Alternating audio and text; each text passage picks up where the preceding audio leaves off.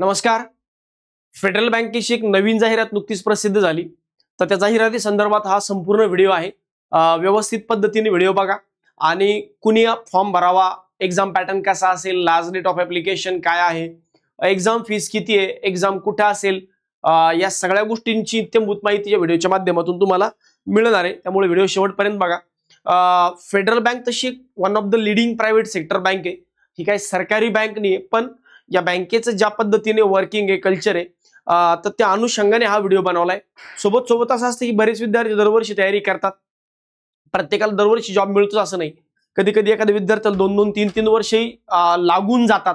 तर असं होतं की एखाद्या विद्यार्थ्याला सध्या खूप नितांत जॉबची गरज आहे, अत्यंत गरज आहे, किंवा एखादा विद्यार्थी बँकिंग सेक्टर मधलाच नाहीये, पण त्याला बँकिंग सेक्टरमध्ये यायचंय आणि लवकरात लवकर जॉब पाहिजे. ज्याला कुठल्याही परिस्थितीत जॉब पाहिजे असं काही नाही, मला नॅशनलाइज मध्ये असावा. तर अशा लोकांसाठी एक चांगली अपॉर्च्युनिटी आहे. आणि सगळ्यात महत्वाची गोष्ट, बँकेचा पगार चांगला आहे. कारण त्यांनी सांगताना सांगितलंय की 12.84 म्हणजे मोठी 12.84 ला जर तुम्ही 12 ने डिवाइड केलं तर जवळजवळ 1,07,000च्या आसपास यांचं सॅलरी प्लस ऑल इन्क्लुझिव्ह सगळ्या गोष्टी आहेत. तर मोठी आपल्या हातात 70-80 हजार पडलं तरी फार मोठी गोष्ट आहे. म्हणजे एक चांगली सुरुवात जी आहे ती होऊ शकते. सोबत या बँकेचा एक्सपिरियन्स जो आहे हा पुढे सर्कल बेस ऑफिसर ची जी रिक्रुटमेंट होते एसबीआय मध्ये किंवा दुसऱ्या नॅशनलाइज बँकांमध्ये स्केल 2 ची रिक्रुटमेंट होते, तिथेही चालतो. कारण फेडरल बँक जी आहे ही प्रायव्हेट सेक्टर बँक आहे. त्याच्याबद्दल डिटेल समजून घेऊया. त्यापूर्वी तुम्हाला सर्वांना दीपावलीच्या खूप शुभेच्छा. पूर्ण परिवाराला दिवाळी तुमची चांगली उत्साहात जावो, हीच ईश्वर चरणी प्रार्थना. चालू करूया. बघा, तर हा जो जॉब आहे, federal bank is delighted to invite ambitious individual to join our team as a officer scale and client acquisition for scale 1. आता ऍक्च्युअली काय, जसं मी तुम्हाला सांगितलं की जरी public sector bank, private sector bank असली तरी जॉब जो आहे हा ऑफिसर स्केल 1 चा आहे. आता याच्यात काम काय असेल तर काही सेल्स आणि क्लायंट ऍक्विजिशन म्हणजे नवीन क्लायंट बँकेला जोडणे, ऑर्गनायझेशनला जोडणे. इन शॉर्ट, त्यांना वेगवेगळ्या माध्यमातून वेगवेगळ्या फॅसिलिटीज देऊन मग तुमचं अकाउंट ओपनिंग असेल किंवा त्यांना कुठल्या प्रोडक्ट्स विकणं असतील, म्युच्युअल फंड्स विकणं असतील, अशा पद्धतीने क्लायंट ऍक्विजिशन ऑफिसर ज्याला आपण म्हणूया स्केल 1. याच्यामध्ये कुठले लोक इलिजिबल आहेत याबद्दल समजून घेऊयात. पण हा जो ऑफिस सर स्केल 1 चा जो जॉब आहे, for vacancies identified primarily outside Kerala सोडून बाकी सगळ्या ठिकाणी, म्हणजे अक्रॉस इंडियामध्ये या वॅकन्सीज आहेत. Eligible candidates with the drive to excel in sales roles are invited to submit application online between 15 October 2025 ते 27 ऑक्टोबर 2025. म्हणजे फॉर्म कधीपासून भरू शकतो तर 15 ऑक्टोबर ते 27 ऑक्टोबरच्या दरम्यान. म्हणजे मोजून कट टू कट 13 दिवसांचा जो टाइम आहे तुम्हाला ऑनलाईन फॉर्म ऍप्लिकेशन करण्यासाठी दिलेला आहे. याची जी एक्झाम आहे ही कधी होईल सर? याची एक्झाम जी आहे ही 16 नोव्हेंबरला होईल. यासाठी अधिकच्या माहितीसाठी www.federalbank.co.in वर तुम्ही जाऊ शकता आणि पूर्ण माहिती जी ही बघू शकता. जसं मी सांगितलं, 15 ऑक्टोबर पासून ऍप्लिकेशन फॉर्म भरणं चालू झालेत. 27 ऑक्टोबर पर्यंत लास्ट डेट ऑफ ऍप्लिकेशन आहे आणि 16 नोव्हेंबरला याची एक्झाम होणार आहे. कोण लोक फॉर्म भरू शकतात बघा. Post graduate from a university incorporated by act of central or state legislature in India or other educational institutes. मुद्दा असा आहे की फक्त पोस्ट ग्रॅज्युएट पाहिजे. आता याचा फायदा काय? याचा एक फायदा असा आहे की ज्या लोकांचं ग्रॅज्युएशन झालेलं नाहीये आहे पण पोस्ट ग्रॅज्युएशन झालेलं नाही असे लोक इथे इलिजिबल नाहीये. म्हणून ही स्पेसिफिक रिक्रुटमेंट पोस्ट ग्रॅज्युएट झालेल्या लोकांसाठी आहे. म्हणून त्या लोकांना एक चांगली अपॉर्च्युनिटी आहे. कारण इथं खूप बरेच विद्यार्थी यांची तयारी खूप चांगली आहे पण त्यांचं पोस्ट ग्रॅज्युएशन झालेलं नाही. तर अशा लोक इथे इलिजिबल नसल्यामुळं फक्त पोस्ट ग्रॅज्युएट वाल्यांना ही इलिजिबिलिटी क्रायटेरिया असल्याने तुम्हाला एक स्पेसिफिक ही एवढी जाहिरात जी फक्त तुमच्यासाठी आहे. तर इथं तो ऍडव्हान्टेज तुम्हाला मिळेल. सोबत तुम्हाला पोस्ट ग्रॅज्युएशनला 10वी 12वी ला किंवा डिप्लोमा केला असेल म्हणजे 10वी पासून पोस्ट ग्रॅज्युएशन पर्यंत तुम्हाला सगळीकडे 60% पाहिजे म्हणजे पाहिजे. तुम्हाला 60% ला कुठलाही कॉम्प्रोमाइज नाही. 60% तुम्हाला कन्फर्म लागतील म्हणजे लागतील. 10वीला लागेल, 12वीला लागेल, ग्रॅज्युएशनला लागेल आणि पोस्ट ग्रॅज्युएशनला लागेल. आता याच्यामध्ये अजून काही कॅन्डिडेट गळतील म्हणून मी सांगितलं की जे लोक याला इलिजिबल आहेत यांच्यासाठी एक चांगली अपॉर्च्युनिटी आहे, कारण बरेचदा पोस्ट ग्रॅज्युएशन झालेलं नसतं, झालेलं असलं तरी असं असतं की 10वी 12वी ग्रॅज्युएशन आणि पोस्ट ग्रॅज्युएशन सगळीकडे 60% क्रायटेरिया असल्यामुळे प्रत्येक जण इथे इलिजिबल नसतो. म्हणून जे लोक इलिजिबल आहेत त्यांनी डेफिनेटली फॉर्म भरावा. जर तुम्ही जनरल कॅटेगरीचे कॅन्डिडेट असताल, ओबीसी कॅटेगरीचे कॅन्डिडेट असताल किंवा ईडब्ल्यूएस कॅटेगरीचे कॅन्डिडेट असताल तर तुम्हाला 27 वर्षापर्यंत हा फॉर्म भरता येतो. यात पुन्हा इलिजिबिलिटीमध्ये पुन्हा एक पॅरामीटर लागला की 27च्या आतच तुम्ही फॉर्म भरू शकता. हा, जर तुम्ही SC ST कॅटेगरीला बिलॉंग करताय तर मग मात्र तुम्ही 32 पर्यंत हा एक्झाम्पशनचा क्रायटेरिया तुमच्यासाठी आहे. पण जर तुम्ही ओबीसी कॅटेगरीमध्ये असताल तर तुम्हाला कुठलंही एज रिलॅक्सेशन इथं दिलेलं नाहीये, ती पण गोष्ट लक्षात ठेवा. बरं, दुसरी महत्वाची गोष्ट की पोस्ट ग्रॅज्युएशन जे आहे हे तुमचं मिनिमम 2 वर्षांचं असलं पाहिजे. बरेचदा असं असतं की मुलांनी डिस्टन्स लर्निंग मधून पोस्ट ग्रॅज्युएशन केलेलं असतं 1 वर्षाचं, चालत नाही. ग्रॅज्युएशन हे मिनिमम 3 वर्षांचं आणि पोस्ट ग्रॅज्युएशन हे मिनिमम 2 वर्षांचं असलंच पाहिजे असं यांचं म्हणणं आहे. बरं, पुढचा मुद्दा सर, हे जे 60% या 60%ला हे मला बेस्ट ऑफ 5 10वीला बेस्ट ऑफ 5 होते, 60% आहे चालेल, पण मला ग्रॅज्युएशनला फर्स्ट इयरला 60 नव्हते, सेकंड इयरला 60 नव्हते, पण मी थर्ड इयरला 60 होते, बरोबर 61 होते, तर मी इलिजिबल आहे का? माझ्या डिग्रीवर तसं लिहिलंय. तर बघा यांचं म्हणणं आहे ऍग्रिगेट 60% पाहिजे, म्हणजे 3 वर्षाला तुम्हाला 60% पाहिजे. म्हणजे टोटल नंबर ऑफ सेमिस्टरला जर तुम्ही डिवाइड केलं आणि पर्सेंटेज कॅल्क्युलेट केलं ते 60% यायला पाहिजे असं त्यांचं क्रायटेरिया आहे. पगार मात्र यांचा खूप आहे, चांगला आहे. मग पगार चांगला असण्यामागचं रिझन असं आहे की बाबांनो यांचा जॉब जो आहे हा खूप स्पेसिफिक लोकांसाठी आहे. बघा, the cost to company C2C is 12.84 and maximum 17 lakh depending upon the place of posting, other factors. The take home pay will be approximately 84,500. म्हणजे सगळं कटिंग वगैरे होऊन तुम्हाला कमीत कमी 84,500 रुपये तुम्हाला इन हँड सॅलरी पडेल. सगळं तुमचं कटिंग वगैरे होऊन, म्हणजे मोठी तुमच्या नॅशनलाइज बँकेच्या कुठल्याही प्रोबेशनरी ऑफिसर पेक्षा यांची सॅलरी जास्त आहे, म्हणून डेफिनेटली प्रत्येकाने याचा फॉर्म भरलाच पाहिजे. बरं, जॉब लोकेशन कुठं असेल? जसं मी आधी सांगितलं की जॉब लोकेशन अक्रॉस इंडिया असेल. सध्या तरी केरळासाठी हे लोकेशन नसेल, पण अक्रॉस इंडियामध्ये असेल. पण स्टील महाराष्ट्रामध्ये जागा असेल तर तुम्हाला प्रेफरन्स दिला जातो. म्हणजे महाराष्ट्रामध्ये जर तुम्हाला जॉब पाहिजे तर तुम्हाला महाराष्ट्रामध्ये जॉब मिळेल.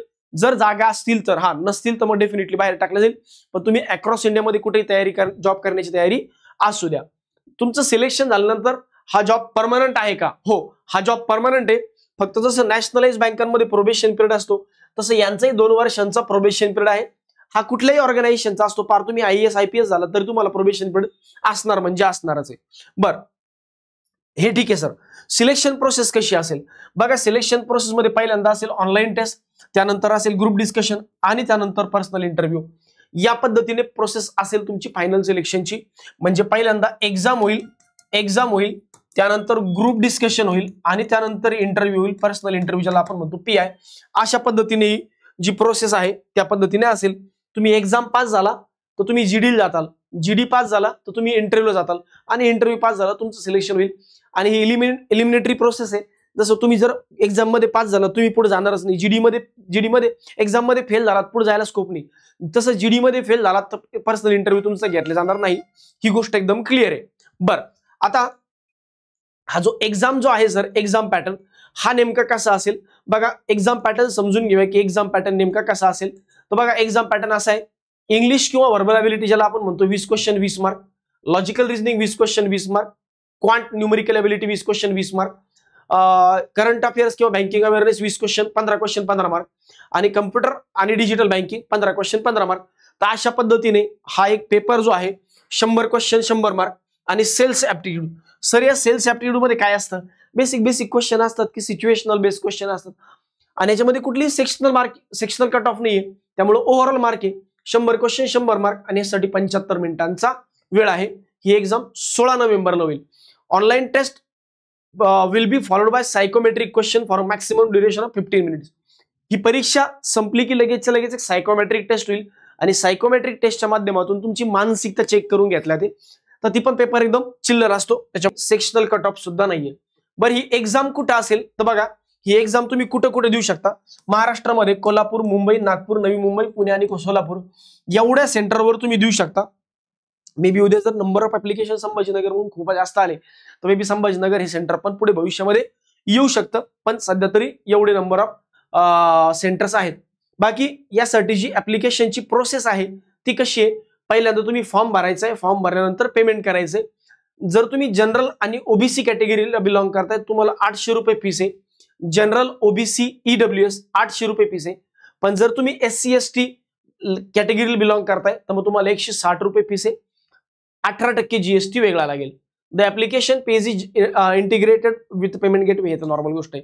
ठीक आहे, तर या पद्धतीने ही पूर्ण सिलेक्शन प्रोसेस जी आहे ती असणार आहे. आता काही छोटे मोठे तुमचे कॉमन डाऊट्स, जसं की नेमका पेपर पॅटर्न जो असेल त्याची डिफिकल्टी लेवल काय असेल, व्हॅकन्सीज किती असेल, कोणी कोणी अप्लाय करावं, यापूर्वी एक छोटीशी माहिती तुमच्यासाठी आहे की सारथी एज्युकेशन मध्ये जे नवीन विद्यार्थी बँकिंग करू इच्छितात, ज्यांना सरकारी बँकांमध्ये जायचंय, अशा विद्यार्थ्यांसाठी आपण एक नवीन बॅच जी आहे ही स्टार्ट करतोय 4 नोव्हेंबर 2025 रोजी. 4 नोव्हेंबर 2025 रोजी एक नवीन बॅच आपण स्टार्ट करतोय. नवीन बॅच, ज्या बॅचच्या माध्यमातून जे विद्यार्थी नवीन बँकिंग करू इच्छितात किंवा पहिल्यापासून बँकिंग करू इच्छितात अशा विद्यार्थ्यांसाठी आहे. सारथी एज्युकेशन अशी एक संस्था आहे जी तुम्हालाही माहिती आहे, दरवर्षी आपण 1500+ विद्यार्थी कमीत कमी घडवतो. मागच्याही वर्षी 1200+ विद्यार्थी, यावर्षी आतापर्यंत आपले 1500 सिलेक्शन्स आहेत. अजून पुढे रिझल्ट यायची काही बाकी आहेत. SBI क्लर्क आहे, IBPS क्लर्क किंवा SBI क्लर्क जरी आपण म्हणलो, सोबत LIC असेल, SBI PO असेल, हे वॅकन्सीज किंवा रिझल्ट पकडून अराउंड आकडा 2000च्या आसपास जाण्याची डेफिनेटली शक्यता आहेत. बाकी फॅकल्टीज बद्दल तुम्हाला चांगल्या पद्धतीने माहिती आहे की महाराष्ट्रातीलच काय भारतातील सगळ्यात चांगल्या फॅकल्टीज सारथी एज्युकेशन मध्ये आहेत. प्रत्येक विषयाचे कॉन्क्रीट सोल्युशन आहे. सुरुवातीचे 3 दिवस तुम्ही डेमो लेक्चर अटेंड करू शकता. ऑनलाईन विद्यार्थ्यांना युट्यूबवर हे डेमो लेक्चर दिसतील आणि ऑफलाईन विद्यार्थी संभाजीनगरला येऊन इन पर्सन हे लेक्चर अटेंड करू शकता. अधिक माहिती या बॅचच्या संदर्भात जर तुम्हाला पाहिजे असेल तर या नंबरवर तुम्ही कॉन्टॅक्ट करून पूर्ण माहिती घेऊ शकता. आता पुन्हा बॅक टू पेव्हिलियन की फेडरल बँकेबद्दल काही डाऊट्स, जसं की कुणी अप्लाय करायला पाहिजे, सर फॉर्म कुणी भरावा. बघा, अशा विद्यार्थ्यांनी फॉर्म भरावा ज्यांना जॉबची नितांत गरज आहे, ज्यांनी नेमकंच बँकिंग करणं चालू केलंय, ज्यांना इमिडिएटली जॉबची गरज नाहीये किंवा ज्यांना अजून चांगली ग्रोथ अपेक्षित आहे किंवा चांगला नॅशनलाइज बँकेत जॉब पाहिजे, अशा लोकांनी अप्लाय करू नका. जे 2-3 वर्षांपासून तयारी करतात, एकही प्री एक्झाम निघत नाही, सोबत ज्यांना वाटतं की मी बँकिंग साठी आलोच नव्हतो पण मला आता कुठलं तरी जॉब अर्जंट पाहिजे, तर अशी लोक अप्लाय करू शकतात. त्यामुळे तुम्ही तुमचे आसपासचे जे लोक आहेत, खेड्यापाड्यात जे लोक राहतात की ज्यांना बिचारांना जॉबची गरज आहे, MPSC करतायत, कुठलं काहीतरी करतायत, खूप वर्षांपासून रिझल्ट येत नाही, अशा लोकांना यासाठी अप्लाय करायला तुम्ही लावू शकता. नंबर ऑफ वॅकन्सीज किती असेल, जसं की मी अगोदर सांगितलं ही प्रायव्हेट बँक आहे. प्रायव्हेट बँक असल्यामुळे तर नंबर ऑफ वॅकन्सीज डिक्लेअर करत नाही की किती वॅकन्सीज आहेत, या कमी जास्त किती असू शकतात, पण मिनिमम 100च्या घरात या वॅकन्सीज कमीत कमी त्याच्यापेक्षा जास्त असणार आहे. पण मिनिमम तेवढ्या वॅकन्सीज आहेत, त्यामुळं जॉबला अप्लाय करणं वर्थ आहे का? हो, कारण याला कॉम्पिटिशन पण खूप कमी असतं. लेवल ऑफ एक्झामची लेवल कशी असते, मी म्हणतोय क्लर्कच्या प्रीपेक्षा थोडीशी हाय लेवलची एक्झाम असते, इनफॅक्ट क्लर्क प्री लेवलची, त्यामुळे डिफिकल्टी लेवल पण एकदम इझी असते, त्याबद्दल पण टेन्शन घेऊ नका. सर याचं जॉब लोकेशन मी अगोदरच सांगितलं की एनीवेअर इन इंडिया, भारतामध्ये कुठेही असू शकतो, पण जर महाराष्ट्रात जागा असतील तर तुम्हाला डेफिनेटली महाराष्ट्रामध्ये हा जॉब मिळू शकतो, जागा असतील तर. सर जॉब सिक्युरिटी, बघा कुठलेही ऑर्गनायझेशन जॉब तुम्हाला काढून टाकण्यासाठी जॉब तुमची एवढी रिक्रुटमेंट प्रोसेस कंडक्ट करणार नाही. तुम्ही जर जॉबमध्ये परफॉर्म केलं तर तुम्हाला कसं कुणीही काढणार नाहीच आहे. तुम्ही उगाच निगेटिव्ह विचार करता.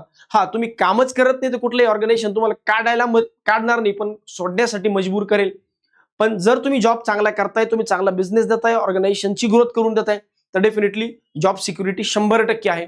आणि जर तुम्ही कामच करत नाही तर मग IAS IPS ला पण जॉब सिक्युरिटी नसतेच ऑफकोर्स. तर तो एक मुद्दा आहे. जॉब प्रोफाईल काय काम असेल, बघा इन हाऊस आणि बाहेर जाऊन दोन्ही तुमचं काम असणार आहे.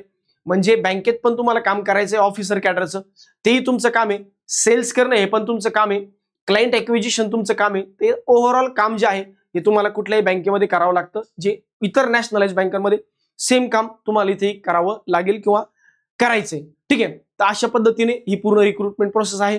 होपफुली सर्व माहिती तुम्हाला आवडली असेल, तर तुम्ही जर एलिजिबल असाल तर डेफिनेटली अप्लाय करा, नसताल तर इतरांपर्यंत माहिती शेअर करायला विसरू नका आणि व्हिडिओला लाईक आणि चॅनलला सबस्क्राईब करायला विसरू नका. धन्यवाद.